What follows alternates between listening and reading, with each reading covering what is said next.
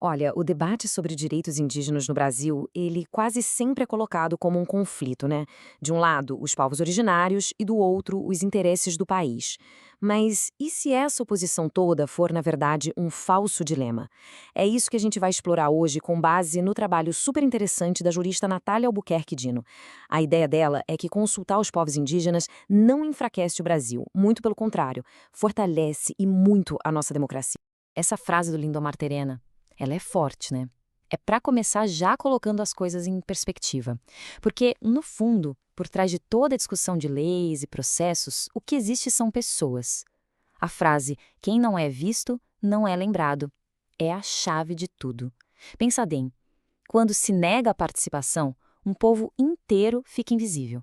E aí, claro, fica muito mais fácil dizer que os direitos deles são um obstáculo para o tal interesse nacional. E essa é a narrativa que a gente mais ouve por aí, né? A de que existe um dilema. Na hora que se fala de recursos naturais ou de grandes obras, como foi com a usina de Belo Monte, por exemplo, a discussão vira logo um cabo de guerra. De um lado, os direitos de um grupo, do outro, a soberania e o interesse de uma nação inteira. É sempre essa a oposição. Só que é exatamente aqui que a análise convida a gente a virar a chave, a mudar o foco. A ideia central é a seguinte: o direito à consulta não é um problema para a democracia. Pelo contrário, é uma condição para ela existir de verdade. A questão não é enfraquecer a soberania, e sim fortalecer a legitimidade do poder. Isso muda tudo. Mas por que seria um equívoco restringir o debate a essa questão da soberania? Simples, porque a nossa própria Constituição, a mesma que fala em soberania, também tem como fundamentos a cidadania, a dignidade da pessoa humana e, um ponto-chave aqui, o pluralismo político. Ou seja, a democracia é o alicerce de tudo. Não dá para isolar uma coisa da outra. Essa ideia de legitimidade, ela vem de longe, tem uma base filosófica bem forte. Pensadores como Henrique Dussel, por exemplo, defendem uma coisa bem direta. O poder só é legítimo de verdade quando as pessoas que vão ser afetadas pelas decisões têm a chance de participar do processo. Em outras palavras, a legitimidade nasce da participação. Não tem outro caminho. E essa citação do Dussel resume bem a ideia, né? Ser parte efetiva do todo é participar. Ou seja, participar não é só um ato político, sabe? É algo muito mais fundamental. É uma parte essencial do que significa ser humano e viver em comunidade. Afinal, fazer parte de um grupo é poder participar ativamente dele, certo? Beleza. Agora, vamos trazer essa ideia toda para a nossa realidade, para a nossa história jurídica. E aí, a gente chega num ponto que é um verdadeiro divisor de águas: a Constituição de 1988. Ela simplesmente mudou da água para o vinho a relação do Estado brasileiro com os povos indígenas. E essa tabela aqui, nossa, ela deixa a mudança escancarada. Olha só. Antes de 88, o modelo era o de integração. O que isso quer dizer? Assimilação. A ideia era que os indígenas, com o tempo, fossem aculturados e desaparecessem como povo. Eles eram vistos como uma fase temporária, como objetos de política. A Constituição nova veio e, pá, instituiu o pluralismo. O objetivo virou a autonomia, e os povos indígenas passaram a ser reconhecidos como sujeitos de direitos, com o futuro permanente e com suas próprias características. E tem um detalhe no texto da Constituição, lá no artigo 231, que é crucial. A palavra é "são reconhecidos". Preste atenção nisso. A Constituição não está dando ou criando direitos. Ela está reconhecendo direitos que já existiam, que são originários. Parece um detalhe, mas isso muda completamente a lógica da coisa. O Estado deixa de ser aquele que concede um favor e passa a ser aquele que reconhece uma realidade que veio antes dele. E é importante saber que essa transformação no Brasil não aconteceu do nada, num vácuo.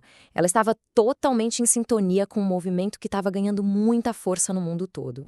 Essa linha do tempo aqui ajuda a gente a visualizar bem essa evolução. A gente sai de uma convenção lá de 1957, que tinha aquela visão de assimilação.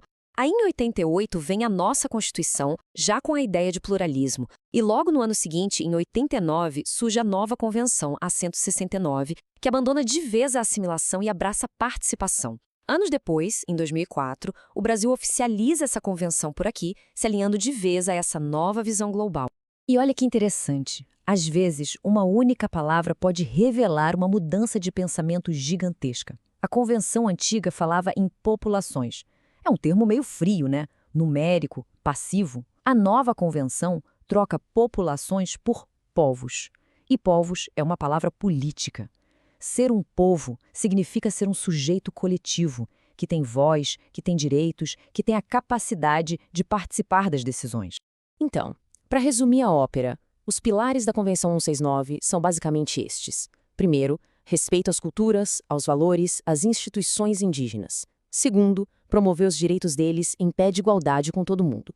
Terceiro, garantir a participação na hora de criar políticas. E quarto, que é o ponto central para a nossa conversa aqui, a obrigação de consultar esses povos antes de tomar qualquer medida que os afete. É essa convenção que dá estrutura para botar em prática aquele direito de participação que está na nossa Constituição. E aqui tem um ponto jurídico que é fundamental entender. Esse direito à consulta não é uma promessa para um futuro distante, não. Segundo a análise, como ele é um direito fundamental, a aplicação dele tem que ser imediata. Não dá para vir com aquela desculpa de que, precisa esperar uma lei para regulamentar. Não, ele já está valendo e tem que ser respeitado.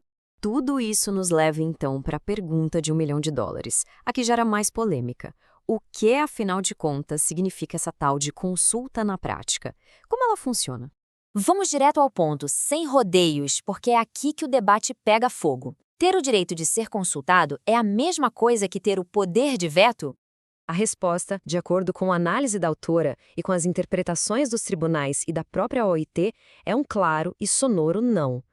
O objetivo aqui não é dar poder de veto, não é um simples sim ou não. A meta é a outra.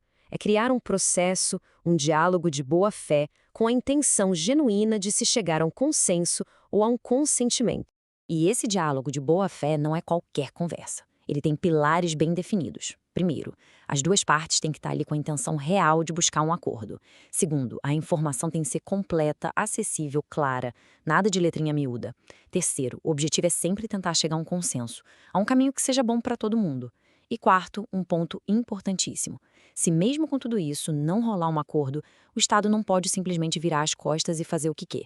Ele tem que apresentar uma decisão formal, muito bem explicada, dizendo por que decidiu daquele jeito.